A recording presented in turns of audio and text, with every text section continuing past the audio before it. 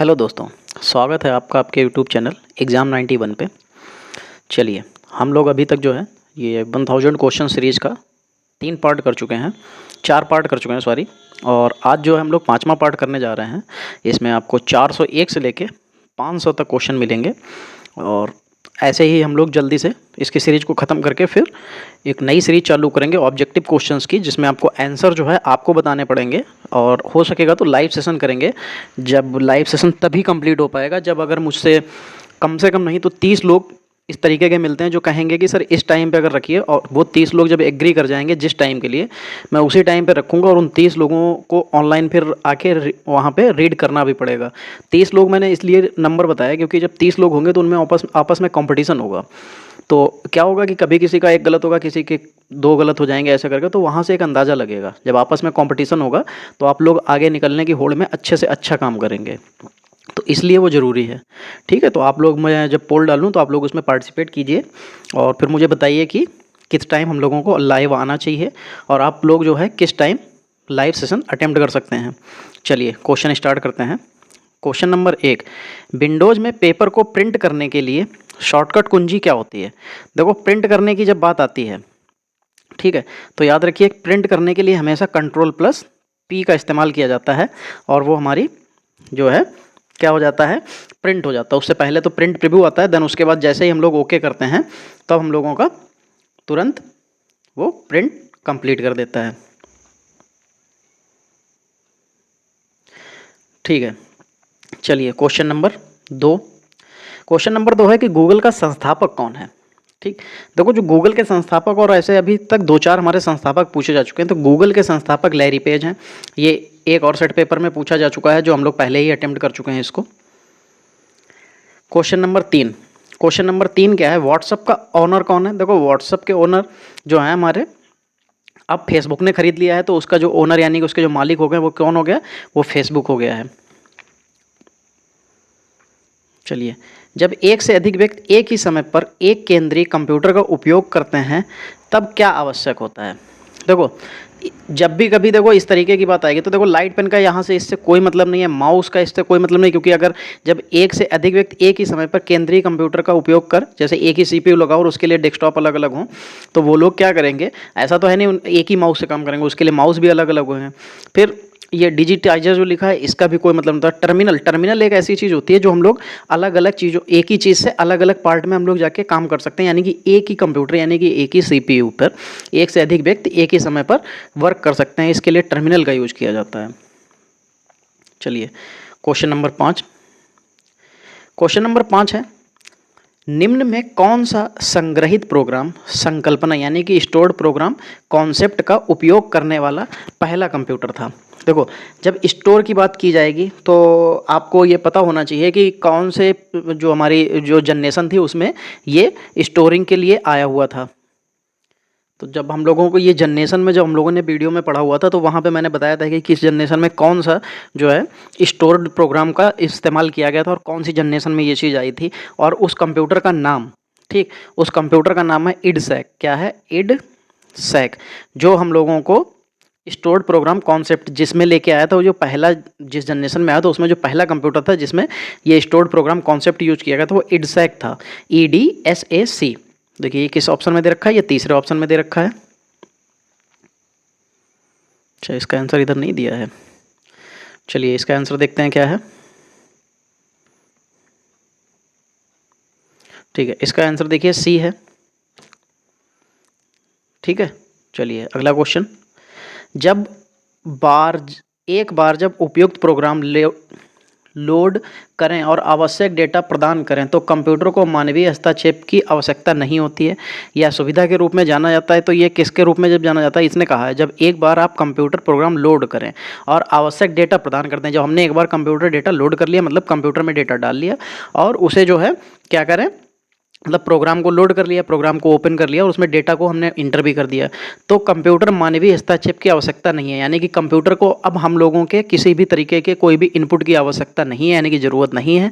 यह सुविधा किस रूप में दिया जाता है? तो जब एक बात बताइए कि ये किस में होगा, जैसे हमने कोई काम किया वो अपने आप से हो जाए, तभी तो उसमें मानव की हस्तक्षेप यानी कि उसमें एंट्रेंस की ज़रूरत नहीं पड़ेगी, हम लोगों की किसी भी उसके रूप की ज़रूरत नहीं पड़ेगी, हम लोग उसमें कुछ वर्क अपने तरफ से उसको इनपुट दे पाएँ। तो जब ये होगा कब, जब अपने आप से होगा, तब इस अपने आप का मतलब ऑटोमेटिक होगा। चलिए क्वेश्चन नंबर 7, आधुनिक कंप्यूटर बहुत विश्वसनीय है लेकिन वे नहीं हैं। देखो आधुनिक कंप्यूटर हैं जो विश्वसनीय तो हैं लेकिन वो क्या नहीं है, वो अचूक नहीं है। ठीक, अचूक नहीं है। देखो तेज भी होते हैं, शक्तिशाली भी हैं और सस्ते भी हैं। आज के टाइम में आप देखिए जाके तो इस समय पे i11 तक हम लोग पहुंच चुके हैं, i9 i10 i11 तक पहुंच चुके हैं और इतने इतने जनरेशन के मतलब जनरेशन बता रहे इतनी इतनी इसमें क्वालिटीज़ आ गई हैं कि आप उसको देखेंगे तो इतना फास्ट आते हैं, इतनी इतनी रैम के कंप्यूटर आने लगे हैं। और आज के टाइम में तो ये अचूक नहीं होते। देखो इनमें चूक तो होती है, बग तो सब में होता है, कभी ना कभी तो बग उसमें आता ही है, तो ये अचूक नहीं होते हैं। फिर स्मृति और भंडारण के बीच अंतर यह है कि स्मृति है और भंडारण क्या है। देखो जो स्मृति होती है वो हमेशा याद रखिएगा टेम्परेरी, जो हमारे रैम में होती है। कहाँ होती है, रैम में, इसको स्मृति बोलते हैं। और भंडारण कहाँ होती है, भंडारण होती है रोम में। ठीक है, तो जब ये देखिए लाइट चली जाती है तो ये क्या हो जाती है, ये ख़त्म हो जाती है, लेकिन लाइट जाने के बाद भी ये बचा रहता है। तो देखो जब भंडार किया जाएगा, ठीक है, तो भंडार वाला तो बचा रहेगा, लेकिन स्मृति में है तो हो सकता है कि उसकी जगह पे कोई दूसरी स्मृति आ गई तो पुरानी वाली स्मृति आपको नहीं याद है, यानी कि मेमोरी कह सकते हैं। ठीक है, और भंडारण मतलब स्टोरेज। तो दोनों में क्या अंतर है कि स्मृति जो होती है वो रैम को कहते हैं यानी कि टेम्परेरी होती है, और रोम परमानेंटली होती है। तो देखिए इसके लिए सही ऑप्शन क्या हो जाएगा, टेम्परेरी और परमानेंट। स्मृति टेम्परेरी है और भंडारण परमानेंट है। फिर लिखा है इनमें कौन सी प्राथमिक भंडारण डिवाइस के रूप में प्रयोग किया जाता है। प्राथमिक भंडारण डिवाइस पूछ रहा है, यानी कि प्राइमरी मेमोरी की पूछ रहा है कि प्राइमरी मेमोरी डिवाइस कौन है। मैग्नेटिक ड्रम कहा जा रहा है यहाँ पे, फिर हार्ड डिस्क है और फ्लॉपी डिस्क है और ऑल ऑफ द एबव। देखो हार्ड डिस्क की जो बात करते हैं ये तो हमारी एक्सटर्नल हो जाती है, फ्लॉपी भी हमारी एक्सटर्नल है, सीडी ड्राइव, पेन ड्राइव, ये सब हमारी एक्सटर्नल हैं। फिर मैग्नेटिक ड्रम जो होते हैं ये हमारे जैसे वैक्यूम ट्यूब थे, रजिस्टर्स थे, और ऐसे ही इनमें एक मेमोरी भी यूज़ की जाती थी, जो मैग्नेटिक ड्रम थे। तो ये जो मैग्नेटिक ड्रम थे ये रैम की जगह, रोम की जगह पे इस्तेमाल किए जाते थे, और तो इसलिए इनका के ये जो होते हैं ये परमानेंट हो जाते हैं, यानी कि हम ये कह सकते हैं कि ये प्राथमिक हैं। तो प्राथमिक मतलब जो उसके कंप्यूटर के साथ में आते हैं, जो एक्सटर्नल नहीं होते हैं। ठीक है, कंप्यूटर की कौन सी पीढ़ी अभी भी विकास के अंतर्गत है। ठीक, अभी भी विकास के अंतर्गत आएगी तो देखो आपको पता होगा 4th जनरेशन, ठीक, और 5th जनरेशन। उसके बाद क्या 6th जनरेशन और 7th जनरेशन अभी भी चल रहा है, कोई भी जनरेशन इस तरीके का नहीं आया है। 4th जनरेशन में जो हमारे लैपटॉप पीसी और ये जो आपको कैरी करने वाले जो पैम टॉप ऑम टॉप जो भी थे ये 4th जनरेशन में आ गए थे। ठीक है, उसके बाद 5th जनरेशन जिसमें हम कह सकते हैं कि सुपर कंप्यूटर और ये इन सब का विकास हुआ, जो सुपर ये माइक्रो प्रोसेसर्स का जो शुरुआत हुआ है। ठीक है, तो ये किस में है, 5th जनरेशन। और 5th जनरेशन जो है हमारी अभी तक प्रोग्रेस में है, हम लोग अभी 5th जनरेशन में ही चल रहे हैं। जिसे प्रत्यक्ष प्रवेश इनपुट डिवाइस यानी कि डायरेक्ट एंट्री इनपुट डिवाइस कहते हैं, वो क्या होता है। देखो ऑप्टिकल स्कैनर हमारा स्कैन करके इनपुट देता है, इनपुट डिवाइस है। माउस एंड डिजिटाइजर जो होते हैं ये भी हमारे एक तरीके से कह सकते हैं कि ये इनपुट देने के लिए ही होते हैं। लाइट पेन इनपुट देने के लिए, तो ये सारे तो इनपुट डिवाइस हैं। और उसने कहा है कि entry input device direct entry, तो ये तो डायरेक्ट ही देते हैं, किसी के थ्रू तो देते नहीं है, तो ये क्या हो जाएगा, ऑल ऑफ द एबव। ठीक, फिर क्वेश्चन नंबर 412, पहली पीढ़ी के कंप्यूटर में इस्तेमाल किया जाने वाला प्रमुख इलेक्ट्रॉनिक घटक क्या था। तो पहली पीढ़ी में क्या इस्तेमाल किया गया था, वैक्यूम ट्यूब का इस्तेमाल, या वॉल्व का कह सकते हैं कि वैक्यूम ट्यूब और वॉल्व। सेकंड में रजिस्टर, ये सेकंड के लिए था, ठीक, और ये थर्ड के लिए था। ठीक है, जो एकीकृत सर्किट जिसको आईसी बोलते हो, ये हमारा किस में आया था, ये सेकंड में, थर्ड में आया था। ठीक है, ये याद रखिएगा। प्रिंटर की आउटपुट की गुणवत्ता को मापा जाता है। ठीक, देखो प्रिंटर हमेशा याद रखने का, ये डीपीआई में जांचा जाता है, किस में, डीपीआई में। तो ये होता है डॉट पर इंच होता है। ठीक, चलिए इसके आंसर देखते हैं। ये डॉट पर स्क्वायर इंच है। चलो इसके और आगे ऑप्शन देखते हैं क्या क्या दे रखे हैं। प्रिंटर हमेशा डीपीआई में मापा जाता है, याद रखिएगा। देखिए इसमें सेकेंड ऑप्शन में दे रखा है डीपीआई डॉट पर इंच। ठीक है, वहाँ पे स्क्वायर इंच था तो इसलिए उसको नहीं ले सकते थे कि डॉट पर स्क्वायर इंच नहीं हो सकता है, डॉट पर इंच होता है, DPI जिसको कहते हैं। लिखा है dots printed per unit time, इसका कोई मतलब नहीं है। ठीक, चलिए, निम्न में कौन सा स्टोरेज डिवाइस अधिकतम मात्रा में डेटा संग्रहित कर सकता है? अब देखो जब अधिकतम की बात आ जाएगी तो देखो यहाँ पे हार्ड डिस्क की बात आ जाएगी। हार्ड डिस्क हमारे पास ZB यानी कि जेटाबाइट, ZB मैक्सिमम अभी तक ZB के लिए हम बात करेंगे तो ZB में हार्ड डिस्क आती है, compact disk, magnetic, optic disk और ये फ्लॉपी डिस्क। फ्लॉपी डिस्क इसमें सबसे कम है, फिर उसके बाद में कॉम्पैक्ट, फिर मैग्नेटिक, फिर हार्ड डिस्क। सबसे बड़ा इसमें कौन है? Hard disk. चलिए क्वेश्चन नंबर 15, चुंबकीय डिस्क की भंडारण क्षमता पर निर्भर करता है। जो चुंबकीय की डिस्क होती है उसकी भंडारण क्षमता इसने पूछा है किस पर निर्भर करती है, तो देखो ट्रैक्स पर इंचेस ऑफ सरफेस, बिल्कुल सही बात है। ये भंडारण जो है चुंबकीय वाला इस पर बिल्कुल निर्भर, बाइट्स पर इंचेस ये भी होता है, डिस्क पैक इन डिस्क सरफेस ये भी होता है, यानी कि ये तीनों हमको मिल रहे हैं तो तीनों हमारे लिए ऑल ऑफ द एबव हो जाएंगे। चलिए 416, MS वर्ड में अंतिम क्रिया को दोहराने के लिए किस फंक्शन कुंजी का इस्तेमाल किया जाता है?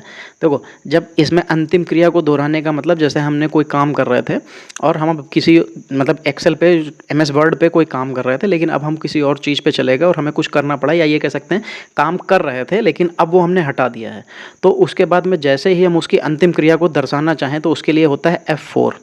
क्या होता है? F4 जैसे ही करेंगे तो जैसे मान लिया हमने यहाँ पे लिखा था राम, ठीक है, लेकिन इसको हटा के हम चले गए तो हमने सोचा था कोई देखे ना, तो जैसे ही कोई F4 दबाएगा तो ये वापस आ जाएगा। वापस आ जाने का मतलब ये उसकी अंतिम जो क्रिया करके गया होगा, जैसे उसने अगर ये लिखा होगा राम, ये अंतिम टाइम पे सबसे लास्ट में उसने यही किया, तो वो क्या करेगा फिर जैसे ये F4 दबाओगे तो यही रिपीट कर देगा वो, तो ये इसका आंसर F4 सही हो जाएगा।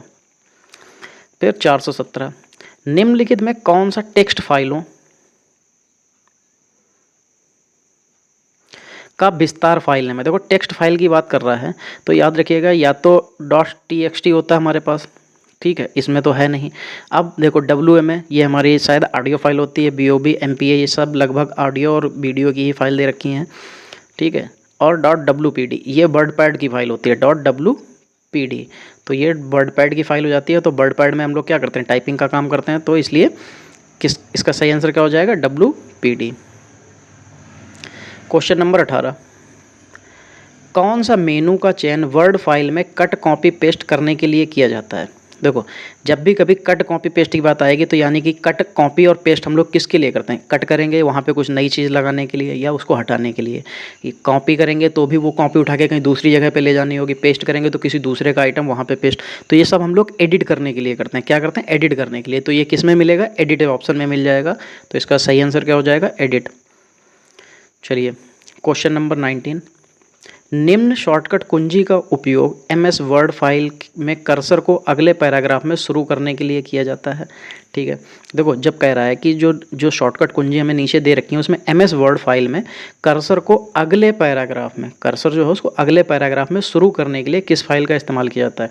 देखो स्पेस देंगे तो सिर्फ एक ऐसे करके आगे बढ़ जाता है, टैब देंगे तो इस तरीके के जो 10 होते हैं स्पेस ये आगे पहुंच जाते हैं, ठीक है। और देन उसके बाद में हमको जैसे ये ऐसे ऐसे करके पैराग्राफ लिखा है, लेकिन अब हमको क्या करना है? सिर्फ डायरेक्ट यहाँ से, तो देखो एक तो डायरेक्टली इस तरीके से एक ये हो जाता है कि आप सीधे पैराग्राफ शुरू करना है तो इंटर दबाएंगे तो डायरेक्टली यहाँ पर आ जाएंगे, लेकिन मान लीजिए हमें पैराग्राफ यहाँ से शुरू करना है तो इसका क्या होता है कि इंटर दबा दें तो यहाँ पे तो आ जाएंगे, लेकिन यहाँ पे नहीं आ सकते। और पैराग्राफ शुरू करने के लिए जो सीधा पैटर्न होता है तो कंट्रोल+ डाउन एरो आप करेंगे तो हम लोग अगले पैराग्राफ पे डायरेक्ट पहुँच जाएंगे। चलिए क्वेश्चन नंबर 20, ईमेल आईडी का कौन सा फोल्डर आपके द्वारा शुरू किए गए संदेशों की प्रतियों को बरकरार रखता है लेकिन अभी तक भेजने के लिए तैयार नहीं है? देखो जब भी कभी इनका कहने का मतलब ये है कि हमने अपने मेल को तैयार कर लिया है, ठीक है, लेकिन क्या है हम किसी रीजन से अभी उसको भेजा नहीं है और वो वापस आ गए हैं, तो वो इस तरीके के जो वो मेल्स होते हैं वो किस फोल्डर में जाते हैं? देखिए ईमेल आईडी का कौन सा फोल्डर आपके द्वारा किए गए संदेश की प्रतियों को बरकरार रखता है, यानी कि हमने कुछ लिखा हुआ था वो अभी तक मेल हमारा तैयार रखा हुआ है लेकिन अभी तक भेजने के लिए तैयार नहीं है, तो अभी तक भेजने के लिए तैयार नहीं है तो वो बरकरार रखा जाता है, भेजने के लिए तैयार नहीं तो वो है कहाँ, किस फोल्डर में जाता है। तो जब भी कभी याद रखिएगा, जब भी आप कभी ऐसा काम करेंगे तो आपको हमेशा कहाँ जाएगा, मेल हमारा ड्राफ्ट बॉक्स में पहुँच जाता है। फिर हम उस पर जाएँ और उसी में मेल पर क्लिक करें और जहाँ भेजना उसका एड्रेस इंटर करके, और जैसे हम इंटर दबाएंगे तो हमारा मेल क्या हो जाएगा, सेंड हो जाएगा। ठीक है, देखिए ये इसका आंसर ए दे रहे हैं तो क्या हो जाएगा सही, ड्राफ्ट बॉक्स। ठीक है, याद रखिएगा। कंप्यूटर को निर्देश देने के लिए उपयोगकर्ता द्वारा का उपयोग किया जाता है। देखो हमें पता है कि कंप्यूटर को हमको बताना है, तो देखो अब तो खैर बहुत जनरेशन आगे हो गई, अब तो हम लोग बोल के भी कंप्यूटर को बता सकते हैं। लेकिन कंप्यूटर को अगर हमें बोल के ना बताना हो तो और क्या जरिया होता है कंप्यूटर को बताने के लिए, माउस, कीबोर्ड, स्कैनर, या इस तरीके से हम लोग या टच करके, यही इसी तरीके से तो बता सकते हैं। तो देखो ये सारी चीज़ें किस में आती हैं, ये आती है हमारी इनपुट डिवाइस में। तो यानी कि अगर हमें कंप्यूटर को कुछ भी बताना है कि क्या करना है तो कैसे बताएंगे, इनपुट डिवाइस देके। अगर हम बोल के भी बता रहे हैं, चलो मान लिया हमने कंप्यूटर को बताया कि ओपन गूगल, ठीक है, जैसे आज के टाइम में सिरी आता है एप्पल के फ़ोन में, या आपको जो है गूगल असिस्टेंट की मिल जाता है, या हम लोग ये कह सकते हैं कि अपने घर में जो एलेक्सा वगैरह लगवा लेते हैं। तो इनमें क्या करते हैं, हम लोग बोल के ही तो बताते हैं। तो वो क्या होता है, बोल के बताना भी तो एक तरीके का इनपुट देना ही तो है। तो ये याद रखिएगा कि जब कंप्यूटर को हम लोग निर्देश देते हैं वो हम लोग हमेशा इनपुट के फॉर्मेट में देते हैं। अब वो आपको बोल के बताइए, लिख के बताइए, या इशारों से बताइए, वो सब हमारा इनपुट फॉर्मेट होगा। MS वर्ड में कितने मार्जिन एक पृष्ठ पर होते हैं। देखो जब MS वर्ड की बात की जा रही है तो उसमें चार मार्जिन होते हैं। याद रखिएगा कौन कौन सा होता है, टॉप, बॉटम, राइट और लेफ्ट। ठीक है, यही एक तरीके से कह सकते हैं कि ऊपर, नीचे, दाएं और बाएं। तो ये उसके 4 मार्जिन होते हैं। ठीक है, जैसे इस तरीके से पूरा पेज होता है। ऊपर नीचे का मतलब होता है कि ऊपर भी कुछ जगह छोड़ के और नीचे भी कुछ जगह, और ऐसे ही लेफ्ट में भी कुछ है और ऐसे राइट में भी कुछ जगह छोड़ के। तो हम लोग जब लिखेंगे तो इसके बीच में ही रहेगा, वो पूरा डेटा इसी के बीच में रहेगा और कहीं नहीं जाएगा। तो जब हम लोग इसका प्रिंट निकालेंगे तो पेज पे भी ऐसे करके थोड़ी सी जगह छोड़ के वो आएगा। तो क्या होता है कि वो देखने में थोड़ा सा सोवर लगता है, और जब भी कभी कुछ होता है तो हम लोग उसको एक ये कह सकते हैं कि कॉन्सेप्चुअल बेस में ऊपर की जो हम लोगों का होता है वो भी हिस्सा छोड़ देते हैं, पूरा नीचे पेज में बिल्कुल लास्ट तक तो जाते नहीं हैं, और ना ही पेज के बिल्कुल लेफ्ट से स्टार्ट करते हैं, ना राइट पे बिल्कुल ख़त्म करते हैं। तो जैसा बुक्स में होता है कि कुछ जगह नीचे भी छुट्टी होती है, ऊपर भी, लेफ्ट भी, राइट भी। तो उसके कितने मार्जिन हो जाते हैं, 4। तो इसका याद रखिएगा कि 4 मार्जिन होते हैं, टॉप, बॉटम, ठीक है, और राइट, लेफ्ट। ठीक है, यहाँ पे बॉटम की जगह पे इसको बूम बोला जाता है, ये याद रखिएगा। चलिए आगे, 10 की घात 2 को प्रदर्शित करने के लिए आप किस जो है फॉन्ट को इस्तेमाल करेंगे। देखो जब भी कभी याद रखिए, जैसे ये 10 की पावर 2 दिखाना है, ठीक है, तो याद रखिए जैसे 10 अगर इटैलिक में लिखेंगे तो ये इस तरीके से कुछ थोड़ा सा तिरछा लिखता है। ठीक है, तो ये इटैलिक में हो जाएगा। ठीक, फिर आता है स्मॉल। अगर हम स्मॉल में लिखेंगे तो देखो ये इस तरीके से 10 लिख जाएगा, ये स्मॉल हो जाएगा। फिर आते हैं सुपर स्क्रिप्ट। सुपर स्क्रिप्ट के फॉर्मेट में अगर हम लिखेंगे तो ये बिल्कुल सही तरीके से लिख देगा। अगर हम ये सब स्क्रिप्ट के फॉर्मूले में लिखेंगे तो 10 तो ऐसे हो जाएगा, 2 ऐसे हो सकता है। ठीक है, तो ये सब स्क्रिप्ट के फॉर्मूले में हो जाएगा। तो इसके लिए जब हमें 10 की पावर 2 लिखनी है तो हमेशा याद रखिएगा सुपर स्क्रिप्ट का फॉर्मूला यूज करेगा, तभी फार्मूला का मतलब सुपर स्क्रिप्ट में वो लिखेगा, तभी वो उसका आंसर सही बता पाएगा। चलिए क्वेश्चन नंबर 24, इनमें कौन सी मोबाइल ऑपरेटिंग सिस्टम नहीं है। अब मोबाइल की बात कर रहे हैं तो देखो हमको पता होना चाहिए कि मोबाइल ऑपरेटिंग सिस्टम इसमें कौन कौन सा है। ठीक, बाडा ये भी हमारा मोबाइल ऑपरेटिंग सिस्टम है, और सफारी ये हमारा वेब ब्राउज़र है, सैम्बेन जो है, मीगो ये भी। देखो ये बाडा, ये तीनों सैम्बेन और मीगो जो है ये हमारे सब ये मोबाइल के ऑपरेटिंग सिस्टम है। जैसे एप्पल का अपना एप्पल वो अपना यूजी करता है, ठीक है, आईफोन जिसको बोलते हैं, तो उसमें जो होता है इसका अपना अलग होता है। तो ऐसा नहीं कर सकते कि सिर्फ एक आपको एंड्रॉयड ही पता है तो सिर्फ उसका एक एंड्रॉयड ही होता है या जावा होता है, ऐसा नहीं है। इसके अलावा भी जैसे हमारे कंप्यूटर में सिर्फ विंडो ही जो है ऑपरेटिंग सिस्टम नहीं होता है, उसके अलावा भी बहुत से ऑपरेटिंग सिस्टम होते हैं। ऐसे ही मोबाइल में तो सफारी आपको पता ही है कि सफारी हमारा वेब ब्राउज़र है, तो यही सबसे अलग हो जाएगा। बाकी अगर आपको नहीं भी पता है तो भी कोई दिक्कत नहीं। तो एक जो नहीं पूछा है तो वो सफारी आपको पता है कि सफारी हमारा वेब ब्राउज़र है। चलो फिर क्वेश्चन नंबर 425, निम्न में कौन सी कुंजी माइक्रोसॉफ्ट विंडोज़ 8 और उच्च संस्करणों में एक फ़ोल्डर को नाम बदलने के लिए शॉर्टकट के रूप में इस्तेमाल किया जाता है। देखो, जब भी कभी नाम बदलने की बात आती है तो याद रखिएगा F2 से जो होता है हमारा रीनेम हो जाता है। ठीक है, क्या हो जाता है, F2 प्रेस करते हैं। जैसे हमने ये फ़ोल्डर दे रखा था और इस फ़ोल्डर को हमने माउस से सेलेक्ट कर लिया और उसके बाद क्या किया, F2 दबाएंगे तो इसमें जो है ये नीचे जो है जो नेम लिखा होगा वो हाईलाइट हो जाएगा और उसको हम लोग रीनेम कर सकते हैं। तो याद रखिएगा कि रीनेम के लिए F2 का इस्तेमाल किया जाता है। F फंक्शन कीज़ होती हैं इसी के साथ में, तो ये याद रखिएगा। ये बहुत बार क्वेश्चन पूछा जा चुका है कि जो F जो वाली कुंजी होती हैं वो कौन सी होती हैं, तो उसे फंक्शन कुंजी बोलते हैं। और ये भी कई बार पूछा जा चुका है कि जो फंक्शन कुंजी होती हैं इनकी टोटल संख्या कितनी होती है। ठीक है, ये याद रखिएगा। MS एक्सेल में पूरे कॉलम का चयन करने के लिए निम्न शॉर्टकट कुंजी का इस्तेमाल किया जाता है। देखो, एक्सेल की बात की जा रही है। ठीक है, एक्सेल में जब पूरे कॉलम को मतलब करना है, तो जैसे एक्सेल क्या होता है, उसमें ये इस तरीके से हमारे पास स्तंभ होते हैं और ये पंक्तियां होती हैं। अब अगर उसने कहा कि पूरे कॉलम को चेक करना है तो पूरे कॉलम के लिए शिफ्ट और प्लस स्पेस बार दबाएंगे, क्या हो जाएगा, पूरा कॉलम। यानी कि जैसे ये कॉलम हमारे क्या ये होता है, पूरा सेलेक्ट हो जाएगा एक बार में। शायद ये होता है कॉलम, मुझे नहीं याद आ रहा है कि एग्जैक्टली क्या होता है। ये खड़ी वाली लाइन जो भी होती है ये पूरा कॉलम होता है। ये पूरा एक बार में सेलेक्ट हो जाता है किससे, कंट्रोल प्लस स्पेस बार से। चलिए 427, MS वर्ड में फॉन्ट संवाद बॉक्स यानी कि फॉन्ट डायलॉग बॉक्स को खोलने के लिए शॉर्टकट कुंजी क्या है। ठीक, देखो, अब MS वर्ड की बात कर रहा है, उसमें डायलॉग बॉक्स ओपन करना है, कौन सा, फॉन्ट डायलॉग बॉक्स। तो ये याद रखिएगा कि जो इसका कंट्रोल प्लस डी हो जाता है। ये क्या होता है, कंट्रोल प्लस डी। देखिए, आप लोग कहेंगे कि ऐसे तो ये फॉन्ट से F बन सकता है। देखिए, कंट्रोल प्लस F करते ही आप दबाएंगे तो आपको उसमें फाइंड की डायलॉग बॉक्स ओपन हो जाएगा। आपको कुछ फाइंड करना है तो उसका डायलॉग बॉक्स, फॉन्ट के लिए आपको कंट्रोल प्लस डी, वो भी MS वर्ड में याद रखिएगा कि जो अगर फॉन्ट का ओपन करना है तो कंट्रोल प्लस डी ओपन करेंगे तो हमारा ये क्या हो जाएगा, इसका फॉन्ट वाला ओपन हो जाएगा। देखिए, इसमें जो क्वेश्चंस हैं, देखिए आप इसमें भी देख रहे होंगे कि इसमें आपको MS वर्ड के काफ़ी क्वेश्चंस देखने को मिल रहे हैं, यानी कि ऑफिस से रिलेटेड आपको क्वेश्चन देखने को मिल रहे हैं। और आपके सिलेबस में लिब्रे ऑफिस और ऑफिस दोनों चीज़ें हैं, तो ये याद रखिएगा। लिब्रे ऑफिस से रिलेटेड हम लोग काफ़ी क्वेश्चंस अटेम्प्ट कर चुके हैं और ये अब हम लोगों के ऑफिस से रिलेटेड और आगे के जो हम लोग अभी पैटर्न यूज करने वाले हैं, जिसमें ऑब्जेक्टिव टाइप के जो क्वेश्चंस होंगे वो जब करेंगे तो उसमें आपको याद रखिएगा कि आपको दोनों हर तरीके के क्वेश्चंस मिलेंगे और वो हमारे CCC लेवल के क्वेश्चन है, आपके जो UP PCL और एग्जीक्यूटिव असिस्टेंट दोनों के लिए इंपॉर्टेंट है। बहुत से लोग मैसेज कर रहे हैं कि यहाँ फेसबुक पे बता रहा हूँ, यूट्यूब पे तो बहुत से लोग, ये एक दो लोग आ जाते हैं, वो कहते हैं कि सर TGT का आप करा दीजिए। और टेलीग्राम पे भी मुझे कुछ एक दो पर्सनल मैसेज आते हैं, उसमें भी वो लोग कहते हैं कि सर आप जो है इसका TG2 का जो है आप वो करा दीजिए, प्रैक्टिस सेट करा दीजिए कंप्यूटर का। तो भैया, ये जो हम लोग प्रैक्टिस सेट अभी कर रहे हैं ये आपका एग्जीक्यूटिव असिस्टेंट का और UP PCL TG2 दोनों के लिए इंपॉर्टेंट है। क्यों? क्योंकि जो हमारा TG2 और UP PCL एग्जीक्यूटिव असिस्टेंट का सेम सिलेबस है कंप्यूटर का, तो उसमें आपके कोई चेंजेस ही नहीं है। तो उसमें अब मैं एक्स्ट्रा चीज़ें कहाँ से लेके आऊँगा। हाँ, रही बात असिस्टेंट अकाउंटेंट की, तो उसके लिए O लेवल तक का क्वेश्चन करना पड़ता है।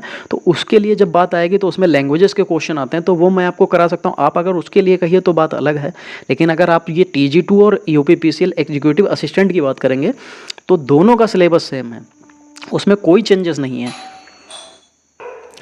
चलिए आगे देखते हैं 28 नंबर क्वेश्चन। इनमें कौन सा प्रोग्रामिंग भाषा नहीं है, नहीं पूछा जा रहा है। तो याद रखिएगा कि देखो, C प्रोग्राम लिखने के लिए यूज़ की जाती है, जावास्क्रिप्ट हमारे प्रोग्राम लिखने के लिए, विजुअल बेसिक भी प्रोग्राम लिखने के लिए, C++ भी। ठीक है, जितनी हाई लेवल लैंग्वेज हैं ये सब प्रोग्रामिंग के लिए प्रोग्रामिंग लैंग्वेज होती हैं। जो HTML है ये हाइपर टेक्स्ट मार्कअप लैंग्वेज होती है, ये हमारी क्या करती है, वेब पेजेस लिखने के लिए होती है। ठीक है, ये प्रोग्रामिंग लैंग्वेज के लिए नहीं होती है, ये वेब पेजेस के लिए होती है, तो याद रखिएगा। चलिए 429, फाइल को दूसरे कंप्यूटर से आपके कंप्यूटर पर स्थानांतरित करने की प्रक्रिया को क्या कहा जाता है। ठीक है, देखिए, जब कभी भी याद रखिएगा, जब हम किसी दूसरी जगह से अपने पास फाइल लाते हैं तो उसको डाउनलोडिंग कहते हैं। जब अपने पास से किसी दूसरी जगह पे भेजते हैं तो उसको अपलोडिंग कहते हैं। ठीक है, तो देखो, अपडेटिंग और अपग्रेडिंग दोनों इनको यहाँ से ख़त्म कर दीजिए। अपलोडिंग मैंने आपको बता दिया, जब हम अपने पास से भेजते हैं तो उसको अपलोडिंग, और जब हम अपने पास लाते हैं तो उसको डाउनलोडिंग। तो देखो फाइल दूसरे कंप्यूटर से आपके कंप्यूटर पर आना है, स्थानांतरित मतलब आना, तो उसकी प्रक्रिया को क्या कहा जाता है? डाउनलोडिंग कहा जाता है। ठीक है, चलिए अगले पेज पे चलते हैं।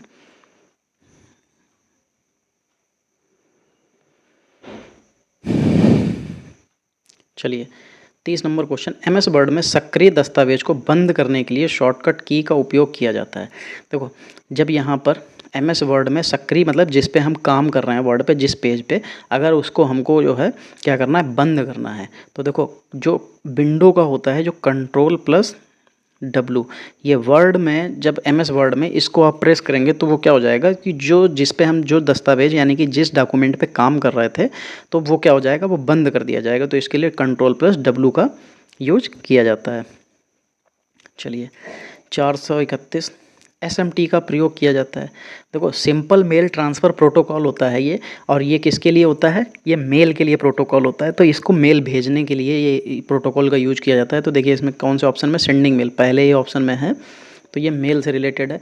देखो क्रिएटिंग मेल के लिए इसको नहीं ले सकते हैं, ये सिंपल मेल ट्रांसफ़र का मतलब भेजना होता है, ठीक है, और भेजना सेंडिंग कहते हैं। तो इसीलिए इसमें सेंडिंग वाला ऑप्शन आप ले सकते हैं, सेंडिंग सही हो जाएगा। चलिए क्वेश्चन नंबर 432, एक्सेल में डिफ़ॉल्ट रूप से कार्य पुस्तिका यानी कि वर्कबुक में कितने कार्यपत्रक यानी कि वर्कशीट होती हैं? ठीक है, एक वर्कबुक में वर्कशीट की संख्या पूछी जा रही है। देखो एक वर्कबुक में 3 वर्कशीट होती हैं।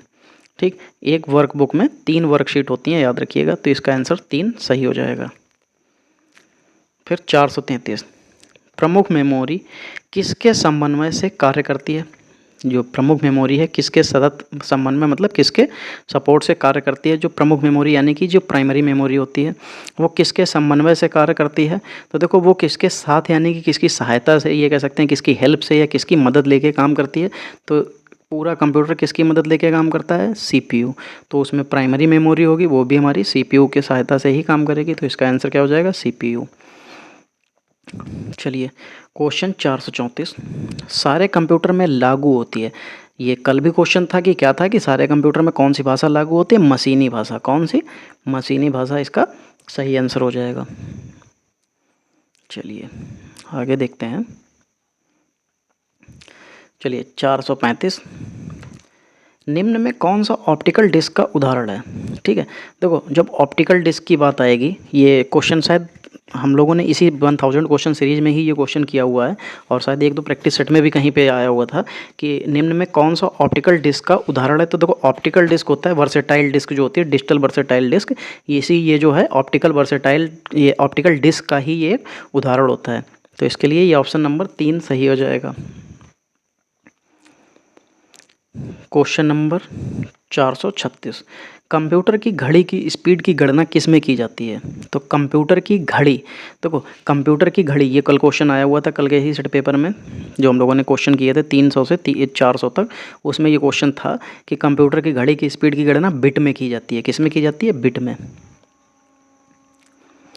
ठीक, इंटरनेट पर प्रयुक्त कंप्यूटर लैंग्वेज है, जो इंटरनेट पर प्रयुक्त जो कंप्यूटर लैंग्वेज है वो हमारी कौन सी है? जावा। ठीक है, प्रयुक्त होने वाली जो कंप्यूटर लैंग्वेज है इंटरनेट पर, ये जावा है। ठीक है, ये कोबोल तो आपको पता ही है कि ये बिजनेस ओरिएंटेड होती है। बेसिक हमारी प्रोग्रामिंग लैंग्वेज है, पास्कल भी हमारी प्रोग्रामिंग लैंग्वेज है। चलो 438, मदरबोर्ड में क्या रहता है जो मदरबोर्ड पर CPU को दूसरे पुर्जों से जोड़ता है? ये भी कल क्वेश्चन आया था, बस लैंग्वेज थोड़ी सी चेंज थी कि हम लोगों को मदरबोर्ड, ये कह सकते हैं कि CPU के पुर्जों को जोड़ने के लिए जो चीज़ का यूज किया जाता है उसको हम लोग क्या कहते हैं? उसको हम लोग कहते हैं सिस्टम बस। चलिए 439, बेसिक कंप्यूटर भाषा का विकास कब हुआ था? ये भी क्वेश्चन आया हुआ है, ये मैंने आपको पहले भी बताया है कि बेसिक कंप्यूटर भाषा का विकास कब हुआ था? 1964 में। ठीक है, चलिए ये क्वेश्चन देखिए पिछले आए हुए हैं, तो ऐसा नहीं है कि आपको जो क्वेश्चंस जो अगर आए हुए हैं तो वो कभी नहीं आ सकते। देखिए इस तरीके से क्वेश्चन खूब पूछे जाते हैं, और अगर आप लोगों को ये क्वेश्चन रिपीटेड है तो आपके लिए बहुत अच्छी बात है कि ये क्वेश्चन आपके दिमाग में छप जाएंगे। और उससे फिर क्या होगा कि जैसे ही हम लोग जब भी कभी ये क्वेश्चन हमारे सामने आएगा तो हमें तुरंत याद आ जाएगा, अच्छा सर ने तो ये 2 बार कराया था और वहाँ तो उसका आंसर ये लगा था। आप तुरंत ही उसको आंसर को पिक कर लेंगे, कोई भी दिक्कत नहीं आएगी इसमें। ठीक है, चलिए आगे बढ़ते हैं और आगे देखते हैं। सॉरी, ये देखो इसका आंसर सी दे रहे हैं 1964। ठीक है, फिर यहाँ पे लिखा है कोडांतर एक प्रोग्राम है, वह निम्नलिखित में से किस प्रोग्राम को रूपांतरण करता है। तो देखो ये कोडांतर जो होता है, कोडांतर से जैसे हमारा आपको देखा होगा कि कंपाइलर क्या करता है, वो कंपाइल करता है पूरी मशीनी हाई लेवल लैंग्वेज को मशीनी लैंग्वेज में, असेंबलर और ये इंटरप्रेटर ये सब क्या करते हैं। ऐसे कोडांतर क्या होता है, ये जो है कोडांतर को मशीनी भाषा से मशीनी भाषा तक ले जाता है। जैसे कोडांतर से मशीनी भाषा तक, जैसे कोडांतर मतलब कोडों का अंतर। ठीक है, इसका जब संधि विच्छेद करेंगे तो जाएगा कोडों का अंतर। तो कोडांतर का मतलब कोडों का अंतर जो होता है वो क्या होता है कि हमारा कोडांतर से प्रोग्राम तक ले जाता है, मशीन तक लेके जाता है। तो वहाँ मशीन इसको समझ लेती है और मशीन उसके बाद अपना काम स्टार्ट कर देती है। चलिए 41 नंबर, मल्टी प्रोसेसिंग क्या होती है। मल्टी प्रोसेसिंग क्या होती है, जब हमारा एक ही प्रोसेसर हो, ठीक है, उससे कई तरीके की प्रोसेसिंग की जाए उसको मल्टी प्रोसेसिंग कहते हैं। ठीक है, तो इसका सही आंसर क्या हो जाएगा, मल्टी प्रोसेसर द्वारा। मल्टी प्रोसेसिंग होती है एक प्रोसेसर द्वारा, मल्टी प्रोसेसिंग एक प्रोसेसर द्वारा। 442, माइक्रो प्रोसेसर जो कंप्यूटर का मस्तिष्क होता है उसे कहा जाता है। देखो जो अच्छा ये तो कल शायद ये हमें लगता है कुछ क्वेश्चंस इसके क्या रिपीटेड हैं क्या, तो कल वाले ही काफ़ी क्वेश्चंस इसमें मैच हो रहे हैं। प्रोसेसर जो कंप्यूटर का मस्तिष्क होता है उसे कहा जाता है, कल मैंने बताया था कि ये मैक्रो होता है, MACRO, ये मैक्रो होता है। एक दूसरा होता है माइक्रो, MICRO। ठीक, तो जो इसका जो मस्तिष्क होता है वो मैक्रो होता है, MACRO, मैक्रो चिप। तो देखिए ये मैक्रो चिप हो जाएगा इसका सही आंसर। चलिए 43 नंबर, निम्न में से ऑप्टिकल मेमोरी है। जब ऑप्टिकल मेमोरी की बात आएगी तो ये हो जाता है CD रोम। ठीक, तो ये ऑप्टिकल मेमोरी का ही एक उदाहरण हो जाता है। चलिए 44 नंबर, 44 नंबर में CPU और IO के बीच में सिग्नलों के मूवमेंट को कौन नियंत्रित करता है। देखो सीधी सी बात आप समझ लीजिए। चलिए इसके पहले तो ऑप्शन देख लीजिए। आपको इतना बता दें कि कोई भी चीज़ कंट्रोल करने की बात आती है कंप्यूटर में, हमेशा वो कंट्रोल यूनिट यानी कि CPU करती है। लेकिन फिर भी इसके चलिए ऑप्शन देख लेते हैं बाकी। फिर मेमोरी यूनिट है और ALU है। ठीक, इनमें से कोई नहीं है। तो देखिए मैंने आपको क्या बताया कि जब भी कभी कंप्यूटर में कुछ भी कंट्रोल करने की बात आएगी तो याद रखिएगा हमेशा कौन कंट्रोल करेगा, वो कंट्रोल यूनिट ही पूरे कंप्यूटर की जितनी भी चीज़ें होती हैं कंट्रोल करने वाली, सारी कंट्रोल यूनिट ही कंट्रोल करती है। चलो फिर क्वेश्चन नंबर 45 क्या है, कौन सा हार्डवेयर डिवाइस जो डेटा को अर्थपूर्ण इन्फॉर्मेशन में परिवर्तित करता है।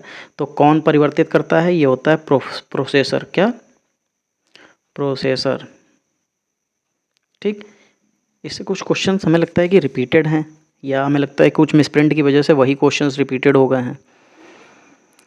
प्रोसेसर के 3 प्रमुख भाग कौन कौन से होते हैं, ये कल ही आया था, कल भी मैंने बताया था कि ALU, ठीक है, और CPU और दूसरा रजिस्टर। ये 3 यूनिट हमारे होते हैं कंप्यूटर के प्रोसेसर के। तो इसके लिए सही आंसर हो जाएगा ALU, कंट्रोल यूनिट और रजिस्टर। कंप्यूटर के सेंट्रल प्रोसेसिंग यूनिट का फंक्शन क्या होता है। तो इसका फंक्शन क्या होता है, सेंट्रल प्रोसेसिंग यानी कि CPU का, देखो ये गणनाएं करता है और प्रोसेसिंग करता है। ठीक, इसी में हमारे पास क्या होता है, CPU होता है और प्रोसेसर होता है। CPU बता रहे हैं, इसी में ALU और प्रोसेसर जो होता है, प्रोसेसर ही होता है, प्रोसेसर में ही 3 यूनिट होते हैं। कौन कौन से, ALU और CPU और रजिस्टर। ठीक है, तो प्रोसेसर में जब 3 होंगे तो प्रोसेसिंग तो होगी ही होगी और गणनाएं भी होगी। ठीक है, सेंट्रल प्रोसेसिंग यूनिट में तो क्या हो जाएगा, गणनाएं और प्रोसेसिंग उसका पार्ट हो जाएगा। चलो 48 नंबर, किसी कंप्यूटर में प्रोग्राम के बच्चों द्वारा प्रायः कौन सी भाषा यूज़ की जाती है। तो कौन सी भाषा बच्चों के लिए यूज़ की जाती है, लोगो। चलो आगे बढ़ते हैं।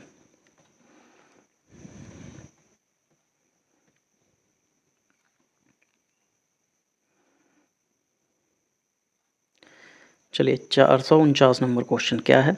यूनिक्स नामक ऑपरेटिंग प्रणाली विशेष रूप से किस हेतु प्रयोग में लाई जाती है। देखो जो यूनिक्स होता है, ठीक है, याद रखना है ये वेब सर्वर्स के मतलब इस पे वेब सर्वर्स भी बनाए जा सकते हैं। क्या?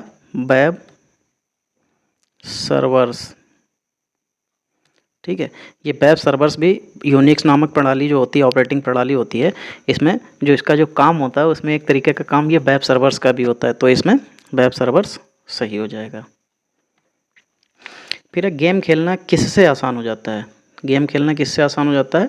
ये हो जाता है जॉयस्टिक से। चलिए क्वेश्चन नंबर 451। जब पीसी पर किसी डॉक्यूमेंट पर कार्य करते हैं तब डॉक्यूमेंट अस्थायी रूप से कहाँ से होता है। हमने क्या बताया था, जब भी कभी अस्थायी चीज़ आ जाए तो उसके लिए याद रखिएगा कि रैम होता है। अस्थायी के लिए हमेशा रैम और स्थायी के लिए ये रोम, ठीक है। ये स्थायी होता है और ये अस्थायी होता है, तो अस्थायी के लिए रैम हो जाता है। चलिए 452 क्या है। एसेसरीज जिस स्थान पर सिस्टम यूनिट से जुड़ते हैं उसे क्या कहते हैं। ये तो सारे क्वेश्चन हमें ऐसा लग रहा है कि ये कल हम लोग कर चुके हैं, या तो देखिए ये किसी वजह से मिस्टेक की वजह से ऐसा हुआ है या जो भी रहा हो। चलिए कोई नहीं, वो आप देखते रहिए, कोई दिक्कत नहीं है। अगर क्वेश्चंस रिपीटेड हैं तो आपको उससे फ़ायदा है, क्योंकि देखिए क्या है कि ये 100 क्वेश्चंस की एक बार में पार्ट बन चुके हैं। अब अगर हम यहाँ पे इसको बीच में चेंज नहीं कर सकते हैं तो इसलिए ये है कि तो एक बार आप लोग इसको फास्ट मोड में देखते जाइए, कोई समस्या नहीं है। तो ये क्या हो जाएगा कि आपको क्वेश्चंस एक तरीके से रिवीजन में आ जाएंगे। अगर रिपीट हो जाएंगे तो आपको दिमाग में वो छप जाएंगे। जब भी एसेसरीज यानी कि जैसे पेन ड्राइव हो गई, डेटा केबल लगाना हो गया, या हमें मेमोरी कार्ड लगाना है, तो ये सब हमको कहाँ जोड़ने पड़ते हैं। ये हम लोग कहाँ जोड़ते हैं, ये ऐसे करके ये बीच में जो 2 पॉइंट ऐसे बने होते हैं, पीछे भी हमारे 2 पॉइंट ऐसे बने होते हैं, 2 3 4 जो भी पॉइंट बने होते हैं वो क्या बोलते हैं, उनको पोर्ट बोलते हैं। तो पोर्ट में ही हम लोग memory card, hard disk, data cable, ये सब हम लोग पोर्ट में ही लगाते हैं। फिर आ रही है फ्लॉपी डिस्क किस प्रकार की मेमोरी है से संबंध रखती है। देखो जब फ्लॉपी डिस्क की बात आएगी तो जो फ्लॉपी डिस्क होती है, याद रखिएगा कि वो फ्लॉपी डिस्क को हम लोग कैसे लगाते हैं, हमेशा याद रखिएगा फ्लॉपी डिस्क के लिए अब तो आप बहुत से अभी जो लोग हैं, इन लोगों ने तो बहुत से लोगों ने, आप लोगों में से बहुत से लोगों ने ये भी नहीं देखा होगा कि फ्लॉपी डिस्क कहाँ पे लगती है। क्योंकि पुराने अगर कंप्यूटर जिसने भी देखें, पुराने सीपीयू जिसने भी देखें, तो उसमें एक फ्लॉपी का एक ऑप्शन आता था, ठीक है, और उसमें हम लोग फ्लॉपी डिस्क लगाते थे। तो वो भी बाहर से, जैसे हम लोग CD DVD लगाते थे, ऐसे ही फ्लॉपी डिस्क का भी एक वो उसमें पोर्ट दिया होता था, वहाँ पे फ्लॉपी डिस्क के लिए ऑप्शन आता था और हम लोग वहाँ पे फ्लॉपी डिस्क लगाते थे। अब जो आने वाले समय में जैसे कुछ बच्चे अभी जो हैं, जो थोड़े दिनों बाद, जैसे जो अभी जनरेशन, जो नई जनरेशन है, ये लोग क्या करेंगे, इनको तो ये भी नहीं पता होगा कि फ्लॉपी डिस्क कैसी दिखती थी, क्या होता था, वो फ़ोटोज़ में ही देख पाएंगे। खैर हम लोग तो इस कंडीशन में हैं, इसका अभी इस टाइम में है कि फ्लॉपी डिस्क तो हम लोगों ने हाथ में भी पकड़ के देखी है। आने वाले समय में बच्चों को तो ये भी नहीं पता होगा कि CD और DVD कैसी होती हैं, क्योंकि अब तो आज के टाइम में हर चीज़ पेन ड्राइव में हो गई है। थोड़े दिनों बाद ऐसा टाइम आएगा जब हार्ड डिस्क हो जाएगी, कुछ और भी नई जनरेशन्स आ जाएंगी, नई चीज़ें आ जाएंगी, तो हम लोगों को बहुत कुछ परिवर्तन अभी आगे देखना है। तो ऐसे ही बहुत सी चीज़ें गायब हो जाएंगी जो बच्चों को पता ही नहीं होंगी। तो फ्लॉपी डिस्क कैसी होती है, ये एक्सटर्नल होती है।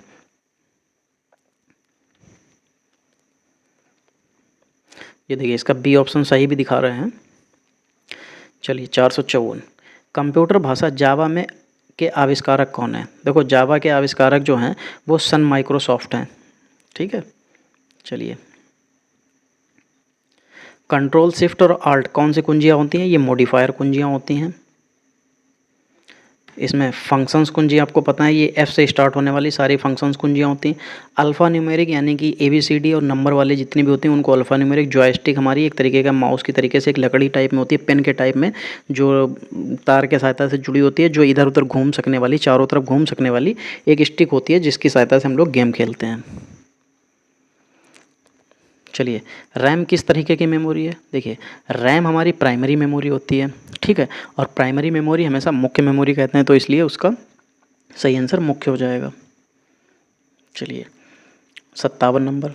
अधिकांश प्रोडक्ट पर प्रिंटेड लाइनों के पैटर्न को 1 2 3 4 5 6 7 8 9 10 13 14 15 ऐसे करके जो लाइंस बनी होती हैं, और इन लाइंस के नीचे ऐसे ऐसे करके नंबर्स लिखे होते हैं।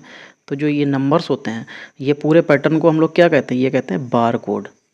ठीक, ये क्या होता है, ये पूरा बार कोड होता है। और बार कोड को स्कैन करने के लिए ही जैसे स्कैन किया जाता है, हमें पता चल जाता है कि ये क्या प्रोडक्ट है, इसकी कीमत क्या है, ये कितना, इस पर क्या है, सब कुछ पूरी डिटेल आ जाती है। चलिए क्वेश्चन नंबर 58, निम्न में कौन सा आउटपुट डिवाइस है। चलिए देखते हैं कौन सा आउटपुट डिवाइस है।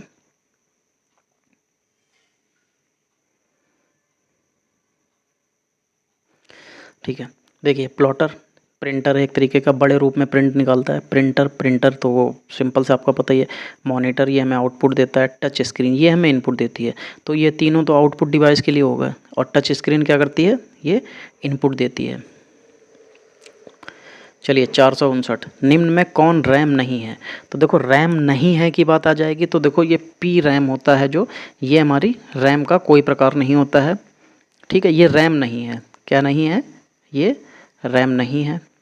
क्या रैम नहीं है, पी रैम जो है वो रैम का प्रकार नहीं है। चलिए क्वेश्चन नंबर 60 देखते हैं, कौन सी डिवाइस प्रोग्राम और डेटा के बीच अंतर समझ सकती है। तो देखो जब डेटा और प्रोग्राम के बीच जो अंतर समझ सकती है वो याद रखिएगा माइक्रो प्रोसेसर ही ऐसा होता है। वरना अगर प्रोसेसर ना हो तो वो यही नहीं समझ पाएगा कि हमको किसने क्या इनपुट मिला है, हमें क्या आउटपुट देना चाहिए, या क्या प्रोग्राम है और क्या डेटा है, वो बिल्कुल भी समझ ही नहीं पाएगा।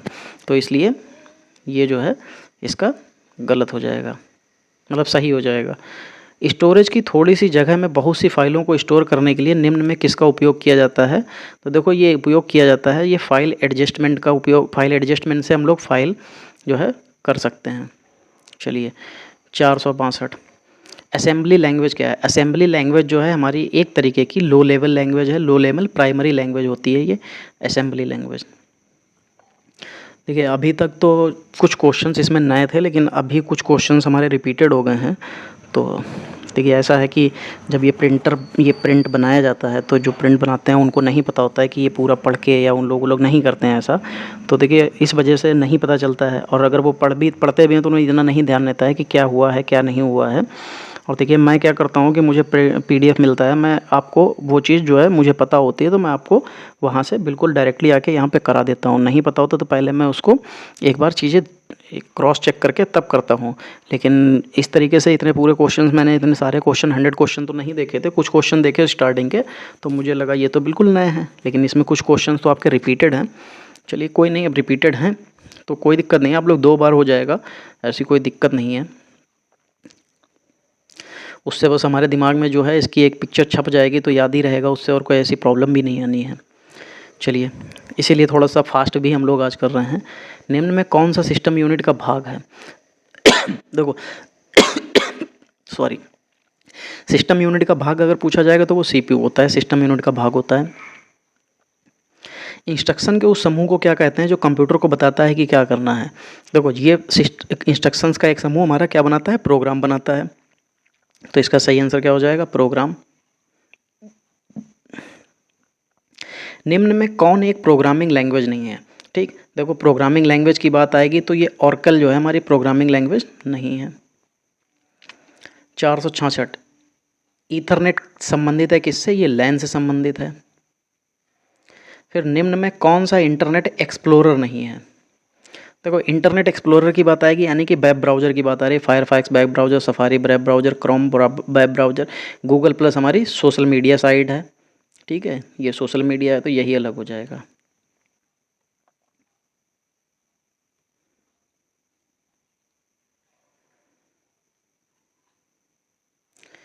चलो 468, वेबसाइट नाम में HTTP क्या होता है। ये एक तरीके का प्रोटोकॉल होता है, हाइपर टेक्स्ट ट्रांसफ़र प्रोटोकॉल जिसको बोलते हैं, ये प्रोटोकॉल होता है एक तरीके का। निम्न में कौन सोशल मीडिया वेबसाइट नहीं है। सोशल मीडिया वेबसाइट नहीं है, याद रखिएगा, नहीं है पूछा तो ऑरकुट, फेसबुक, गूगल प्लस, ये सारी की सारी हमारी सोशल मीडिया साइट हैं। और जीमेल हमारी क्या है, जीमेल हमारी जो है ये मेलिंग साइट हो जाएगी। कैसे हो जाएगी, मेल करने के लिए, तो यही अलग हो जाएगी। 70 नंबर, निम्न में किसका संबंध कंप्यूटर के प्रोसेसर से नहीं है? देखो कंप्यूटर के प्रोसेसर की बात करेगा, देखो ये हमारा जो सेलेरॉन है ये भी प्रोसेसर है, डुअल कोर भी प्रोसेसर है और i7, ये तीनों प्रोसेसर हैं जिसमें डुअल कोर और i7 काफ़ी अभी नए हैं प्रोसेसर, अभी इनको मॉडरेट करके आगे बढ़ गए हैं। लेकिन ये और एंड्रॉयड क्या है, एंड्रॉयड हमारा मोबाइल का एक प्रोसेसर है, या ये कह सकते हैं कि मोबाइल का ऑपरेटिंग सिस्टम है। स्क्रीन पर प्रदर्शित पिक्सेल्स की संख्या क्या दिखाता है? ये रेजोल्यूशन को दिखाता है। अच्छा, जिसमें क्वेश्चंस रिपीटेड हैं, शायद जो भी है प्रिंटर की वजह से क्या हमें लगता है कि ये कॉपी और पेस्ट में जो है प्रॉब्लम हुई होगी, जिसकी वजह से ये प्रिंट बनाया गया है, तो इसमें प्रॉब्लम आई है। विंडोज़ में पेपर को प्रिंट करने के लिए शॉर्टकट कुंजी क्या है? देखो विंडोज़ में जो पेपर प्रिंट किया जाता है तो याद रखिएगा Ctrl+P। इससे क्या होता है, पहले प्रिंट प्रीव्यू आता है उसमें, उसके बाद में आप जैसे उसको ओके कर देंगे उससे हमारा कंप्लीट हो जाएगा, प्रिंट बाहर आ जाएगा। फिर देखिए यही क्वेश्चंस रिपीटेड हो गए हैं कि गूगल का संस्थापक कौन है? तो गूगल का संस्थापक है हमारे ये लैरी पेज, अभी हम लोगों ने देखा था। अच्छा, आज ऐसा हुआ है, ये प्रिंटिंग के टाइम पे प्रॉब्लम हुई है। ये जो क्वेश्चंस हम लोगों ने देखे थे जो उधर से, उसके कुछ क्वेश्चंस हमें लगता है 70 के आसपास के बाद के जो भी क्वेश्चंस थे वो थे। अब ये जो हम लोगों ने 401 पे क्वेश्चन देखा था, अब वही 473 पे है। ये देखिए व्हाट्सअप का ओनर कौन है? तो देखिए व्हाट्सअप का ओनर जो है हमारा फेसबुक हो जाएगा। जब एक व्यक्ति एक से अधिक प्रोग्रामिंग निम्न में कौन सा संग्रहित प्रोग्राम, ठीक है, ये इडसैक। जब कंप्यूटर उपयुक्त, देखिए वही क्वेश्चन रिपीट हो रहे हैं, देखते हैं अगर इसमें कुछ नया है तो मैं आपको आगे कराता हूँ, अगर नहीं है तो फिर इसमें टाइम नहीं ख़राब करते हैं, क्योंकि हम लोगों ने अभी ये देखे हैं। आधुनिक कंप्यूटर बहुत विश्वसनीय और तेज़ ये भी हो चुका है। स्मृति भंडारण, ये टेम्परेरी परमानेंट, ये भी इनमें से कौन सी प्राथमिक भंडारण डिवाइस के रूप में होती है? ये भी कौन सी पीढ़ी अभी चल रही है? ठीक है, चुंबकीय डिस्क की भंडारण क्षमता निर्भर करती है, ये भी हो चुका है।